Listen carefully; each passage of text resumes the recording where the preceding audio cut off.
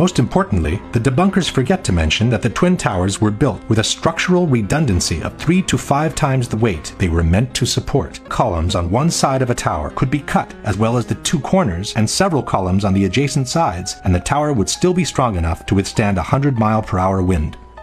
John Skilling, the structural engineer who designed the Twin Towers, stated, "Live loads on these perimeter columns can be increased more than 2,000% before failure occurs."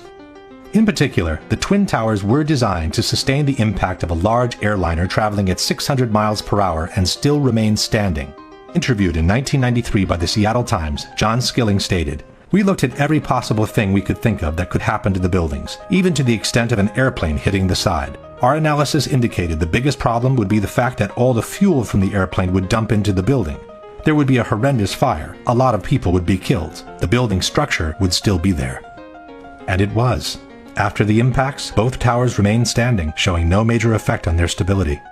Furthermore, NIST has confirmed that the initial jet fuel fires themselves lasted at most a few minutes. This means that from that moment on, the only available source of fuel for the fires was common office furnishings. And, as we know, regular office fires are not hot enough to affect the stability of a steel structure. No steel frame high-rise building has ever collapsed due to fire. These kinds of designs have performed extraordinarily well over history. In fact, until this occurrence, no building had fallen down because of fire. Furthermore, NIST estimated the combustible fuel loading was somewhat lower than found in prior surveys of office spaces. The number of interior walls, and thus the minimal amount of combustible interior finish, and limited bookshelf space account for much of the differences.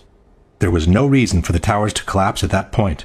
With a structure that had clearly withstood the impacts, and with less than average office content to feed the fires, both buildings should have remained standing, allowing for the evacuation and rescue of everyone who had survived the initial impacts and the fires. Instead, both buildings suddenly collapsed from top to bottom, one 56 minutes after the impact, the other as much as 1 hour and 42 minutes after the impact of the plane. Why?